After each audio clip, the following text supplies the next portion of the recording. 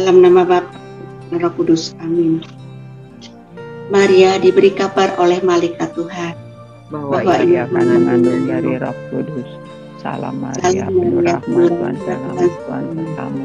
Terpujilah engkau di antara wanita dan terpujilah tubuhmu Yesus. Santa Maria Bunda Allah, doakanlah kami yang berdosa ini, sekarang dan waktu kami mati. Amin.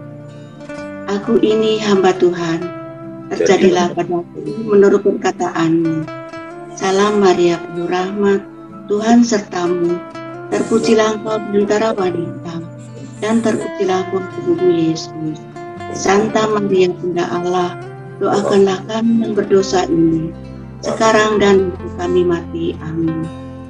Sabda sudah menjadi daging dan tinggal di antara kita. Salam Maria, penuh rahmat, Tuhan sertamu. Terpujilah engkau di antara wanita, dan terpujilah buah tubuhmu Yesus. Santa Maria Bunda Allah, doakanlah kami yang berdosa ini, sekarang dan waktu kami mati. Amin. Doakanlah kami ya Santa Bunda Allah, supaya kami dapat menikmati janji Kristus. Marilah kita berdoa. Ya Allah, karena kabar malaikat, kami mengetahui bahwa Yesus Kristus Putramu menjadi manusia. Curahkanlah rahmat-Mu ke dalam hati kami, supaya karena sempurna dan salibnya, kami dibawa kepada kebangkitannya yang mulia, sebab Dialah Tuhan dan pengantara kami. Ya Bapa, sumber segala kerahiman, kami mengucap puji syukur atas perlindungan-Mu sepanjang malam tadi, sehingga di pagi hari ini kami dapat berkumpul dengan Perekat 20 secara virtual dengan penuh perasaan sukacita. Berkatilah kami semua, dan khususnya berkatilah Romo pun, agar Romo tetap setia, tetap sehat walafiat, sehingga tetap setia mendampingi kami untuk memberikan pengajaran-pengajaran tentang Yesus, tentang para orang kudus, dan juga tentang firman-firman yang sangat berguna bagi kami dan bagi iman kami, sehingga iman kami akan bertumbuh menjadi lebih baik. Ya Bapa, doa-doa ini kami mohonkan dengan melalui Putramu terkasih, Tuhan kami Yesus Kristus. Kemuliaan kepada Bapa dan Putra dan Roh Kudus, seperti pada permulaan, sekarang, selamanya, dan sepanjang segala abad. Amin. Dalam nama Bapa, Putra, dan Roh Kudus. Amin. Oke, selamat pagi. Selamat pagi, Romo. Ya, kita teruskan lagi perjalanan Paulus. Ini baru yang pertama ya. Kita sampai pada Kisah Rasul bab 14. Ya, ada yang mau ikut baca boleh. Kisah Rasul bab 14, perjalanan Paulus yang pertama. Kemarin kita sudah membaca perjalanan Paulus dari Antiokhia yang di Syria, menyeberang lewat Seleukia, lalu ke mana itu? Ke Pulau Siprus. Ke Pulau Siprus, dan di situ ketemu dengan yang bernama Elimas Bar Yesus. Dan kemudian perjalanan menuju ke Antiokhia yang di Pisidia. Ya. Dan di sana mendapatkan tantangan juga ketika orang-orang Yahudi yang berada di sana, ada yang mempengaruhi orang-orang jangan percaya kepada Paulus dan Barnabas, tapi juga ada yang sebagian percaya juga. Maka pada saat itulah Paulus dan Barnabas dianiaya, dan mereka menyangka bahwa Paulus dan Barnabas sudah mati, lalu ditinggal begitu saja, ternyata masih hidup. Lalu Paulus meneruskan perjalanannya ke Ikonium, nanti ke Listra dan ke Derbe. Ya, itu kelihatan dari sana. Nah, sekarang bagaimana dan apa yang terjadi ketika Paulus berada di Ikonium, ya, di bawahnya atau di sebelah kanannya dari Antiokhia yang di daratan Turki, bukan yang di Syria. Antiokhia tadi ada dua, satu di Syria, satu di sekitar Turki di situ. Setelah mendarat kemudian ke Pisidia, Antiokhia di Pisidia. Lalu setelah dianiaya oleh orang-orang yang di situ, lalu berangkatlah Paulus dan Barnabas ke Ikonium. Di Ikonium pun kedua rasul itu masuk ke rumah ibadat orang Yahudi. Jadi kita sudah melihat kemarin di tempat-tempat itu ternyata banyak orang Yahudi yang diaspora, karena Yerusalem sudah tidak nyaman lagi, ada banyak orang-orang Roma yang menguasai di sana, sehingga kantong-kantong orang Yahudi itu ada nyebar sampai kemana-mana. Dan kemarin di Antiokhia ada, sekarang di Ikonium ternyata juga ada tempat-tempat ibadatnya orang Yahudi. Karena orang Kristen itu belum punya tempat ibadat, maka mereka seringkali masih menebeng di rumah ibadat orang Yahudi di sinagoga. Itu di dalam Injil Matius juga kelihatan sekali bagaimana orang-orang atau murid-murid Yesus seringkali nebeng di rumah ibadat mereka. Kata ibadat mereka, rumah ibadat mereka adalah rumah ibadat orang Yahudi, bukan ibadatnya orang Kristen. Karena umat Kristiani baru mempunyai tempat ibadat pada abad keempat sesudah Kaisar Konstantinus itu mengizinkan dan bahkan membuat agama resmi di Roma itu sebagai agama Kristen, agama Katolik. Nah, tempat ibadat orang Yahudi yang di Ikonium itu juga berkumpul sejumlah besar orang-orang Yahudi dan juga orang-orang Yunani yang menjadi agama Yahudi. Sering kita punya istilah proselit, ya, pernah dengar ya? Kata proselit adalah orang-orang Yunani yang menjadi orang Yahudi, artinya mengimani atau masuk dalam agama Yahudi.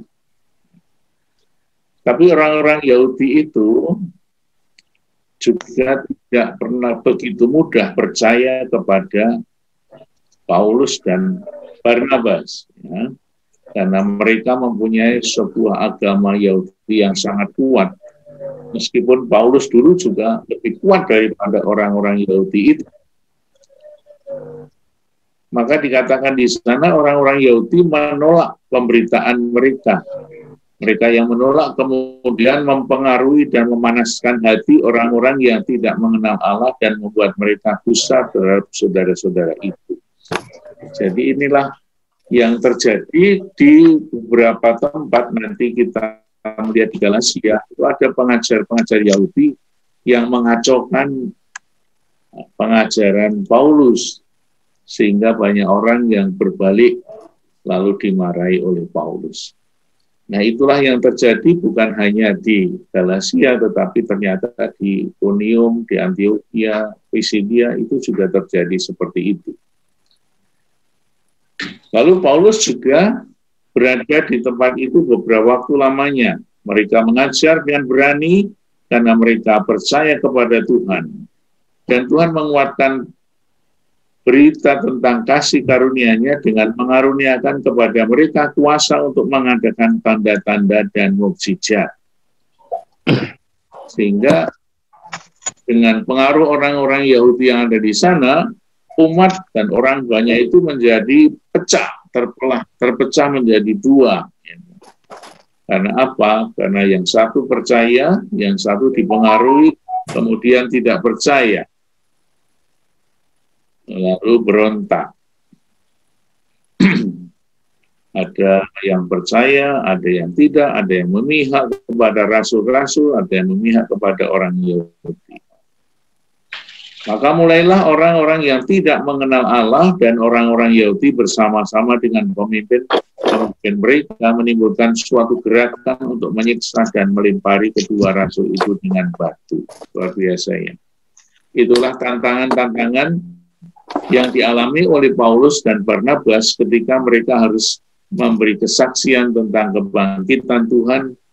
Yesus adalah Sang Juru Selamat.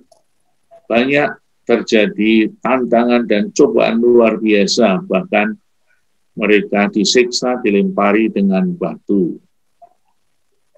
Itulah yang terjadi di Ikonium, sehingga terpaksa kedua rasul itu harus pindah, harus pergi ke tempat lain, menyingkir ke kota-kota yang lain di Likaonia, yaitu di kota Listra dan di Derbe. Itu kita lihat dari peta itu. Kita melihat agak turun sedikit di Derbe dan di Listra. Ya. Nanti apa yang terjadi di Listra, nanti di Derbe ke kanan lagi. Ya, turun dari Antioquia, itu ke Listra, terus ke kanan sampai ke Derbe. Nanti dari Derbe baru kembali lagi. Satu cerita tentang kisah pewartaan Paulus di Listra. Ternyata di sana ada satu orang yang disembuhkan oleh Paulus secara ajaib. Di Listra ada seorang yang duduk saja karena lemah kakinya dan lumpuh sejak ia dilahirkan dan belum pernah dapat berjalan. Itu di Listra. Jadi di Listra itu ada penyembuhan yang dilakukan oleh Paulus dan Barnabas. Nanti kita melihat ada di Tiatira, itu juga hampir namanya sama.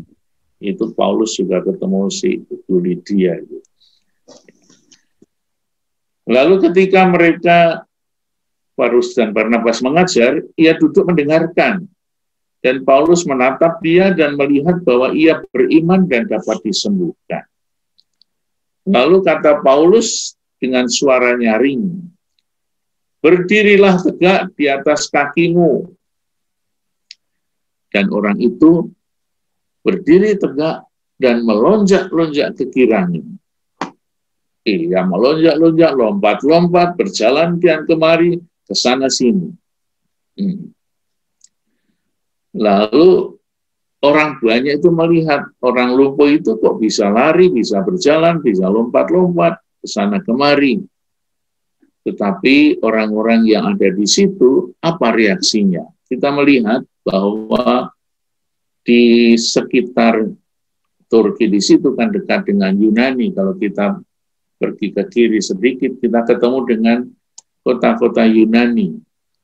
Di sana negara Yunani percaya kepada dewa-dewi. Maka orang-orang Yunani yang ada di situ itu berteriak-teriak mengatakan apa? Dewa-dewa telah turun dari langit datang kepada kita. Sekarang apa yang disembah oleh orang-orang Yunani menjadi nyata. Lalu mereka menyamakan Barnabas dan Paulus itu seperti dewa-dewa Yunani yang turun dari langit. Dewa-dewa telah turun dari langit, sekarang tinggal di tengah-tengah kita dalam rupa manusia. Jadi Barnabas mereka sebut Zeus, Paulus mereka sebut Hermes, karena ia yang berbicara. Itulah mitologi Yunani zaman kuno, di mana Zeus itu adalah dewa yang dipercaya sebagai pimpinan dari para dewa, ayah dari para dewa, atau kepala dari para dewa di Yunani. Kita tahu tadi, kita melihat bahwa di sekitar situ juga bertebaran orang-orang Yunani. Ada yang kemudian percaya, ada yang tidak. Lalu, siapa itu Hermes? Paulus disebut Hermes. Jadi ada dua dewa yang besar yang ada di Yunani yang dipercaya oleh orang-orang Yunani. Pimpinan para dewa itu adalah Zeus. Lalu Zeus punya istri namanya Maia, itu punya anak namanya Hermes ini. Jadi kalau ibu-ibu itu sering belanja pakai tas Hermes. Ya, tas yang paling terkenal dan mahal itu ya. Aku sendiri belum pernah lihat tuh. Nanti kalau ibu ke Eropa titip ya. Hermes, ternyata Hermes itu adalah dewa anaknya Zeus yang mempunyai tugas khusus. Ya. Artinya apa? Seperti seorang yang selalu membawa kabar berita yang paling hebat. Dewa pembawa kabar gembira, itu dewa yang paling cerdas. Dewa pembawa pesan yang akan disampaikan kepada rakyatnya.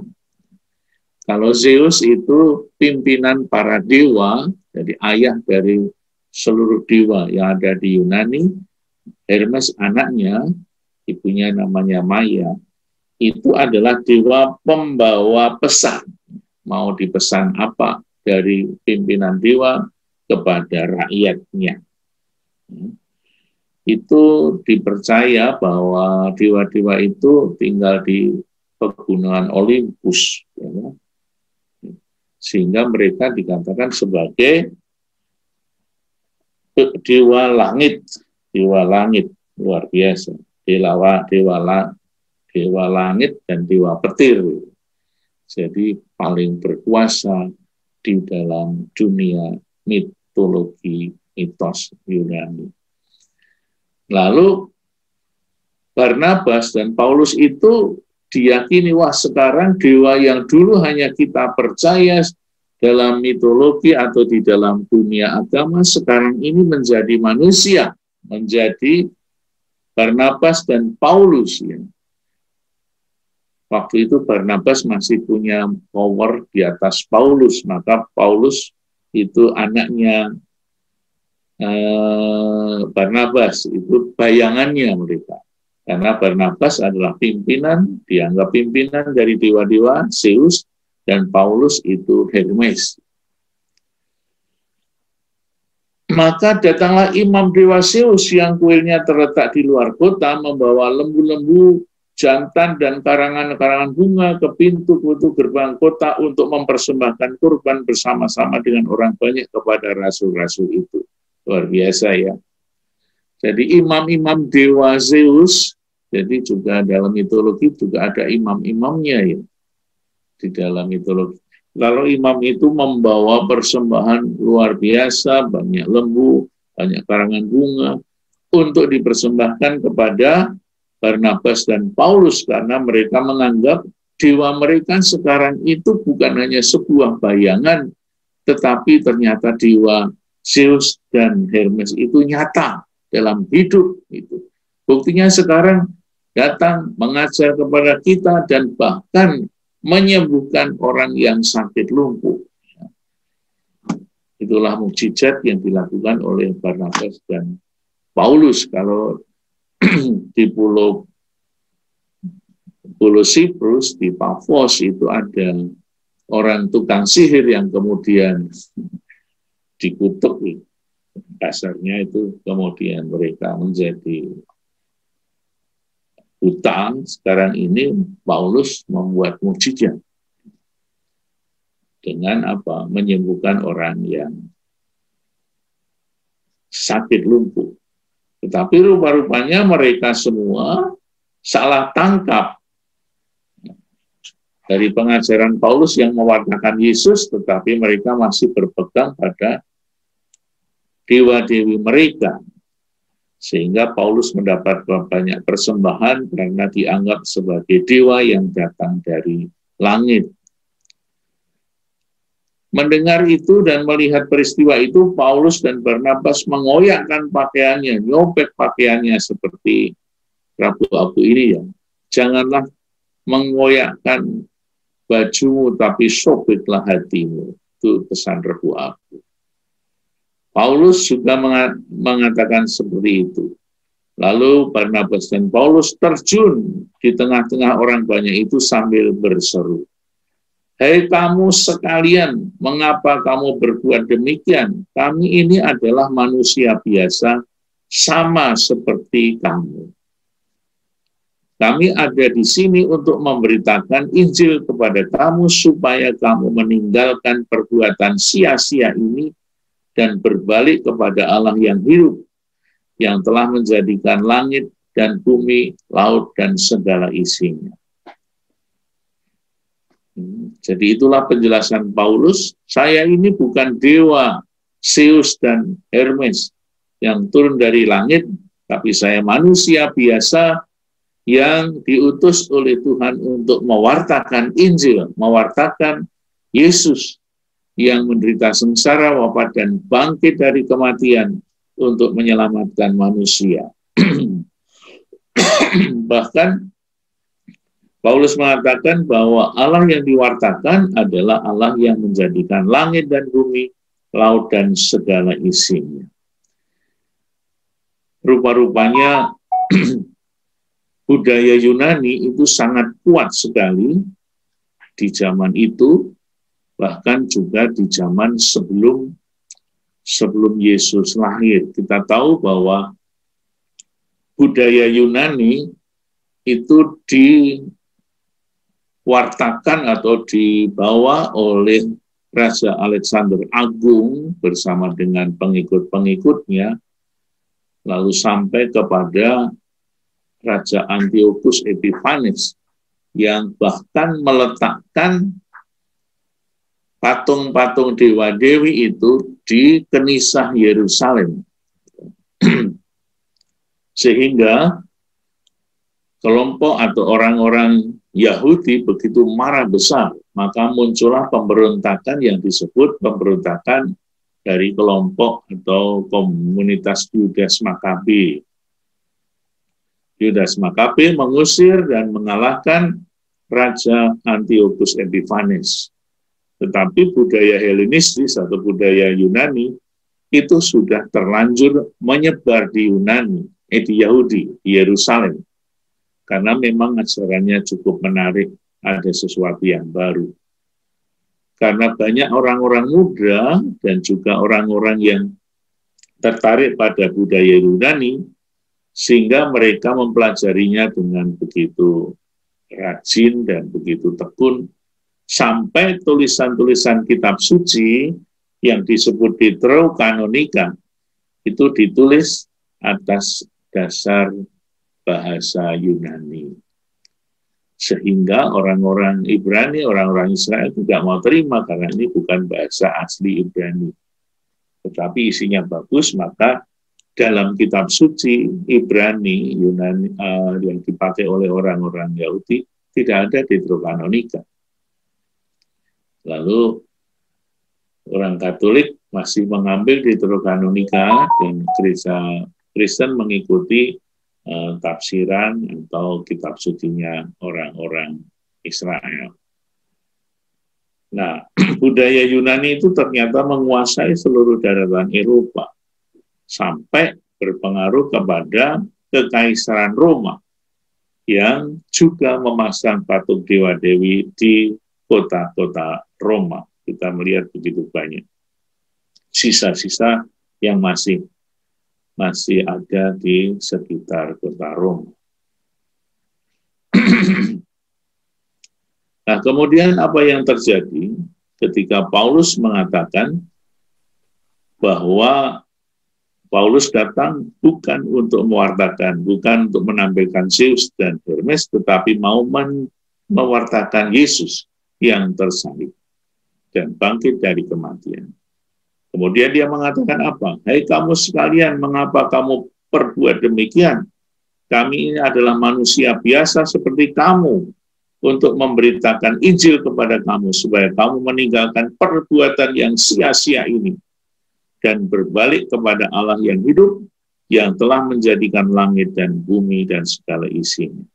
Nanti kata-kata ini juga perbuatan Paulus terjadi di Athena ketika mewartakan Injil di Athena. Athena adalah pusatnya dari seluruh budaya Yunani, di mana dewa-dewi banyak sekali di sana.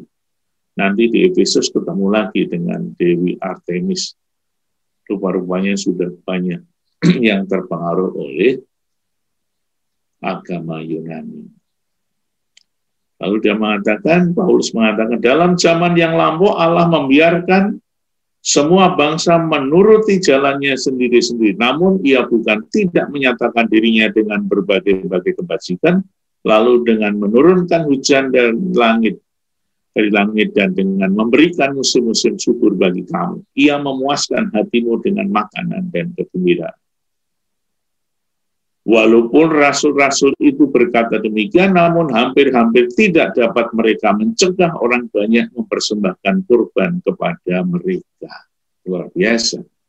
Jadi kelihatan pengaruh dari budaya Yunani dan asal Yunani sudah begitu mengakar di situ, sehingga meskipun Paulus sudah meyakinkan bahwa aku manusia biasa seperti kamu, tetapi mereka sulit sekali untuk diyakinkan, sehingga persembahan-persembahan itu dan juga pujian-pujian kepada dewa-dewa Zeus dan Hermes tetap dikumandangkan di situ.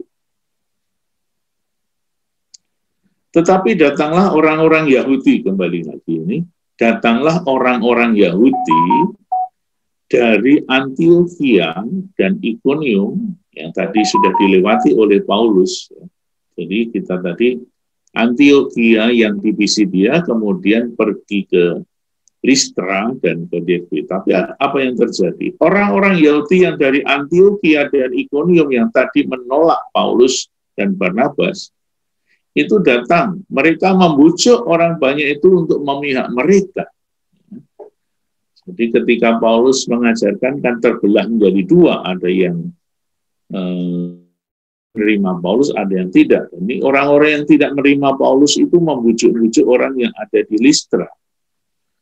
Dan mereka melempari Paulus dan dengan batu dan menyeretnya keluar kota karena mereka menyangka bahwa ia sudah mati.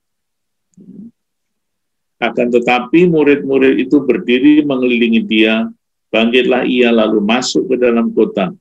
Keesokan harinya berangkatlah ia bersama-sama dengan Barnabas ke Derbe. Itulah yang terjadi di Listra.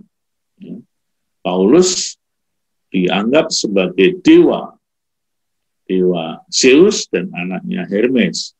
Barnabas masih di atas Paulus sebagai Zeus, ayah dari segala dewa, dan anaknya Hermes yang pandai membawa berita dikenakan pada Paulus, karena Paulus juga cukup pandai berbicara. Lalu banyak orang terpengaruh, akhirnya Paulus menyatakan bahwa saya manusia biasa, tapi pengaruh orang-orang Yahudi datang, itu menggoyahkan mereka. Dan akhirnya Paulus dan Barnabas dilempari dengan batu dan hampir mati. Mereka mengira Paulus sudah mati bersama Barnabas, lalu ditinggalkan begitu saja. Tetapi murid-murid Paulus yang masih setia mengelilingi dia, lalu mereka kembali ke kota, keesokan harinya berangkat ke Derbe. Ya, nanti kita lihat apa yang terjadi di Derbe untuk hari berikutnya. Terima kasih, itu perjuangan Paulus mewartakan Injil, sudah mulai merasakan bagaimana beratnya, bagaimana tantangan dan cobaannya yang luar biasa. Tetapi Paulus dan Barnabas tidak mundur sedikit pun. Dan kisah-kisah tentang penderitaannya juga kita lihat nanti di dalam suratnya kepada umat di Korintus kedua, ketika Paulus menceritakan bagaimana dia tetap setia kepada Kristus, meskipun dia disiksa, didera, dan difitnah dan lain sebagainya. Iman Paulus dan Barnabas yang luar biasa itu memberikan inspirasi kepada kita semua, agar kita pun yang tantangan hidup sekarang ini kita hadapi tidak seberat Paulus. Kita bisa belajar dari Paulus. Kalau Paulus yang mengalami penderitaan dan tantangan yang berat saja tetap setia, maka kita pun mau belajar agar kita tidak mudah menyerah dengan tantangan-tantangan hidup, khususnya saat kita mengalami pandemi seperti ini. Semoga iman kita semakin kokoh dan kuat saat kita merenungkan perjuangan para rasul yang pertama. Amin. Tuhan berkati. Silakan Bapak Ibu yang ingin bertanya, buka videonya supaya Romo bisa face to face.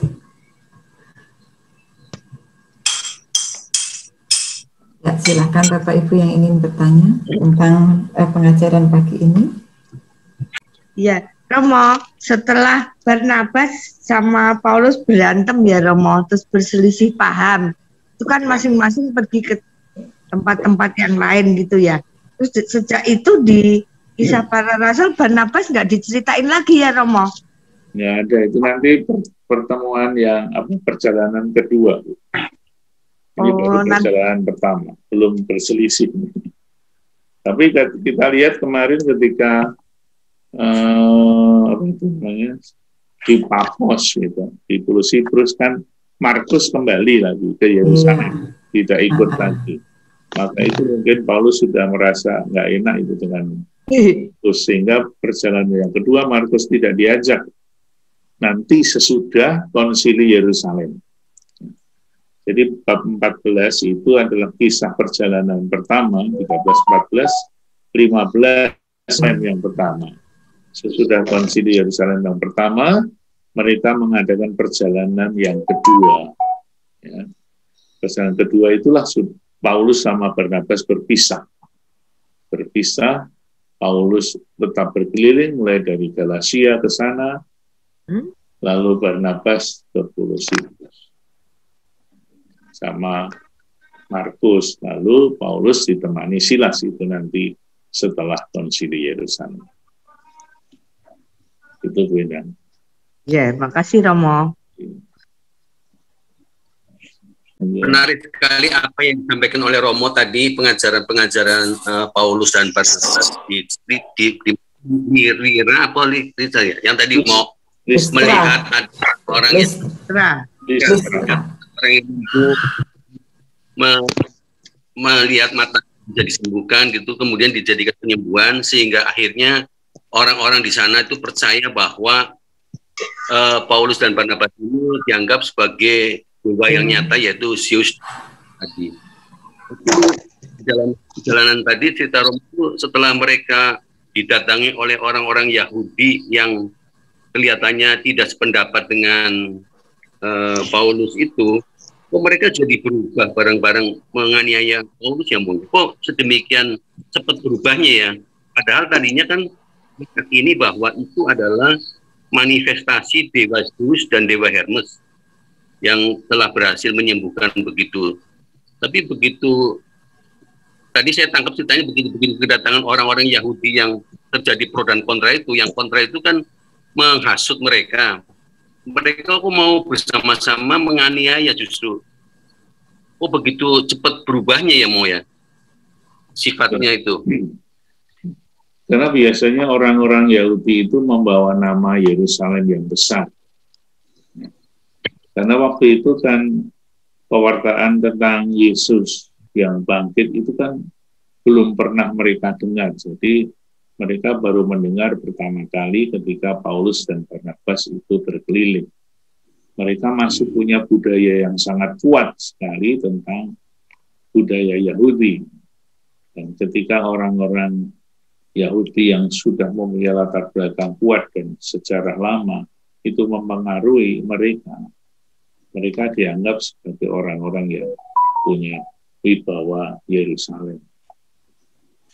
Tetapi memang tidak semua orang itu berpindah atau beralih terpengaruh ketika Paulus itu dianiaya dan hampir mati. Di sekelilingnya masih banyak murid-muridnya juga yang setia kepadanya dan percaya. Jadi orang-orang yang ada di situ terbelah menjadi dua. Satu yang percaya, satu yang kemudian tetap percaya kepada pengaruh orang-orang Yahudi.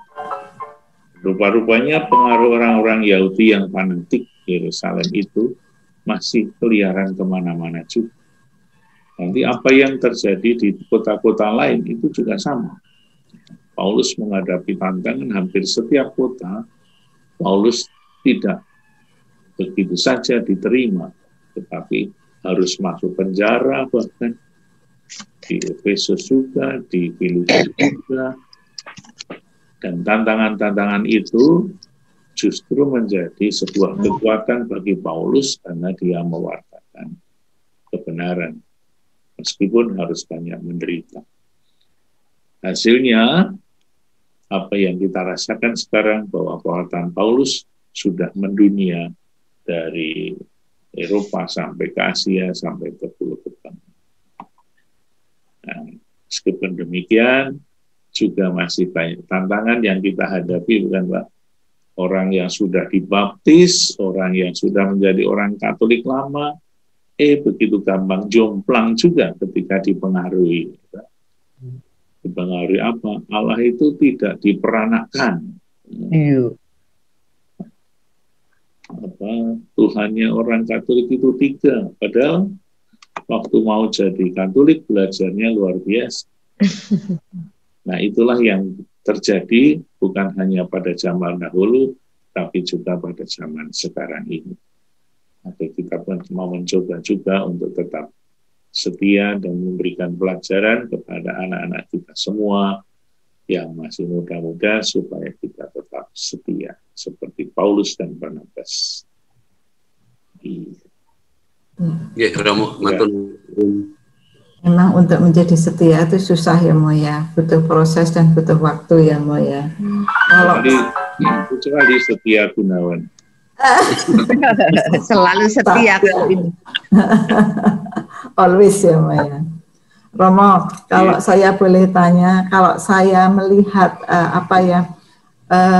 peristiwa-peristiwa yang orang Yahudi itu tuh mereka itu tuh takjub kepada ajaran Yesus, termasuk yang ajaran Paulus itu karena melihat adanya mukjizat ya.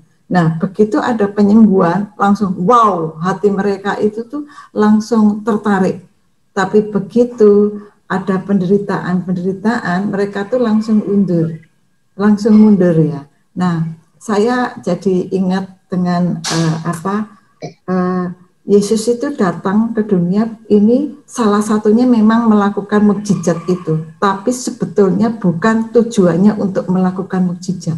Mukjizat itu hanya sebagai sarana supaya mereka itu melewati masuk ke dalam tujuan Yesus yang sebenarnya. Nah, tujuan Yesus yang sebenarnya itu adalah kan ingin mengajarin kita bahwa dengan penderitaan, dengan Yesus mati di kayu salib dan akhirnya kemudian wafat dan bangkit, itu menunjukkan kemesiasan Yesus. Nah, disitulah Yesus hadir sebagai Allah yang ingin menyelamatkan kita.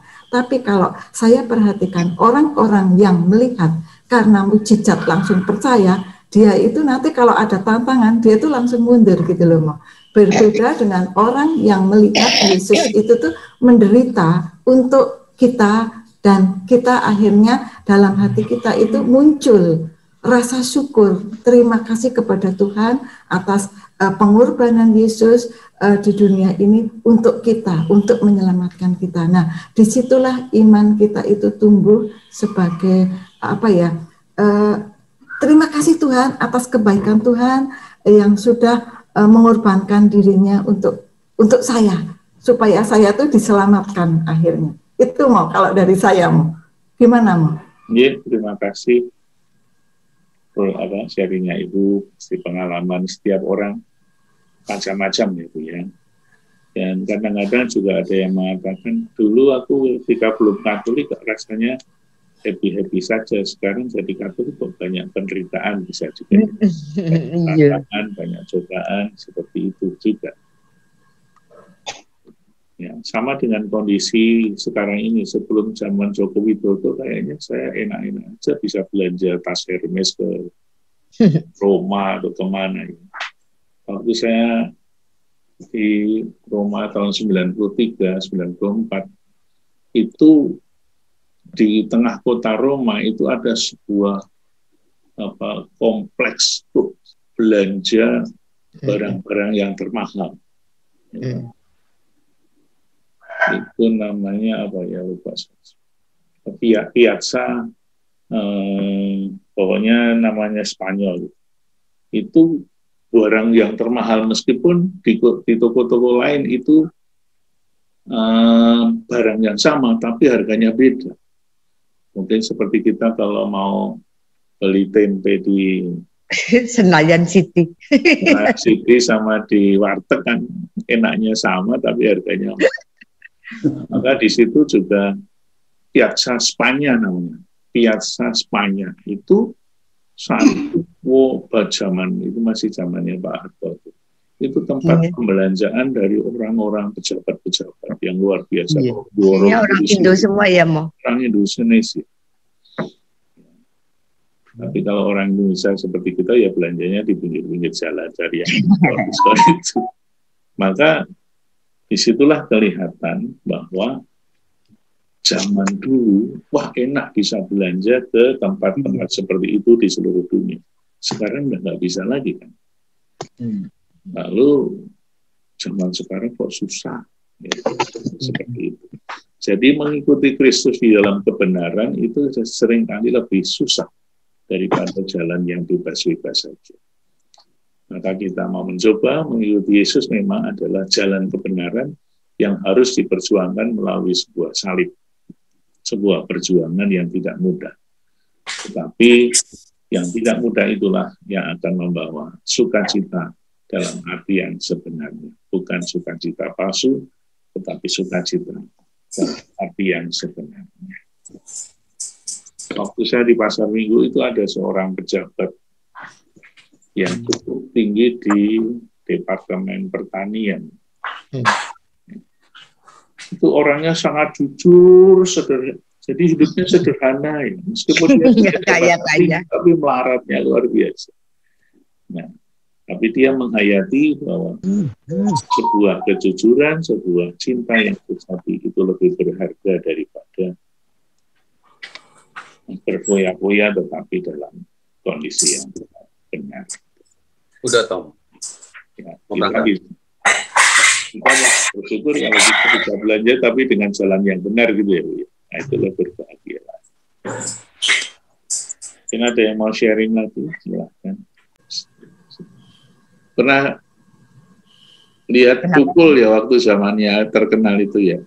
Iya. Tukul itu. Tukul itu kadang-kadang nyeletuk, tapi bagi saya itu celetukan yang bernada Kristiani. Nah, misalnya saja dia mengatakan, kalau kita dihina, dijelekan oleh orang lain, itu dosa kita itu disedot sama mereka. Dia mengatakan begitu. Sehingga kalau kita menjelekkan orang lain, menghina, memfitnah, itu kita menyedot dosa mereka ke saya. Jadi saya kalau dihina itu, saya tambah suci, dosa saya hilang. Tapi kalau orang yang menghina itu, dosa dia diambil sama dia. Nah, mungkin dia ngomong seperti itu dengan, nggak tahu dengan kesadaran atau dari sumber mana, tetapi bagi saya kalau kita pikir-pikir benar juga ya. Padahal dikatakan oleh orang yang bukan Kristiani. Banyak orang Kristiani, banyak orang yang bukan Kristiani juga menjadi sahabat kita banyak sekali. Jadi orang-orang yang itu mungkin rada lagi nggak waras.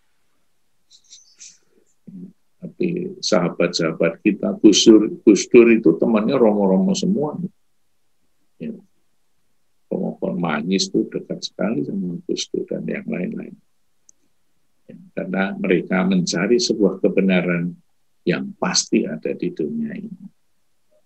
Jadi adalah ekstrem-ekstrem, orang yang ekstrem dimanapun juga ada. Ada Katolik yang ekstrem juga. Gitu. Yeah. Siap untuk maju terus. Tantangan justru kita semakin kuat. Amin. Amin. Amin. Oke. Baik, terima kasih Romo atas pengajaran pagi hari ini dan terima kasih juga untuk teman-teman yang sudah bergabung. Ditunggu kehadiran teman-teman Bapak Ibu semuanya untuk hari Jumat besok. Kita lanjut lagi perjalanan Paulus yang berikutnya ya. Oke. Boleh diajak teman-temannya yang lain, silakan bergabung dengan kami dan kalau Pak Yopi sudah share videonya, boleh disebarkan ke teman-teman yang lain supaya mereka mengenal, semakin mengenal siapa Yesus. Ya, baik, mari kita tutup. Bu Erni, kita lanjutkan besok. Terima kasih Romo, pengajarannya sungguh bagus sekali buat kami semua. Mari kita tutup dalam doa. Dalam nama Bapa, Putra, dan Roh Kudus. Amin. Allah Bapa kami bersyukur dan berterima kasih kepadamu atas penyertaan-Mu selama kami mendengarkan pengajaran dari Romo Kun, di mana kami akan banyak belajar mengenai Barnabas dan Paulus, di mana Barnabas dan Paulus banyak menghadapi tantangan dan cobaan-cobaan dalam mewartakan Injil, tapi tetap setia kepada Yesus Kristus, sehingga kami boleh tetap setia walaupun banyak tantangan yang kami hadapi, tapi tetap setia pada Yesus Kristus, karena kami percaya bahwa Yesus Kristus akan selalu melindungi dan menyelamatkan kami. Ya Bapa, semoga apa yang baru saja kami dapat berguna bagi hidup kami dan sesama kami. Setelah ini kami akan melakukan kegiatan-kegiatan, pekerjaan dan pelayanan kami.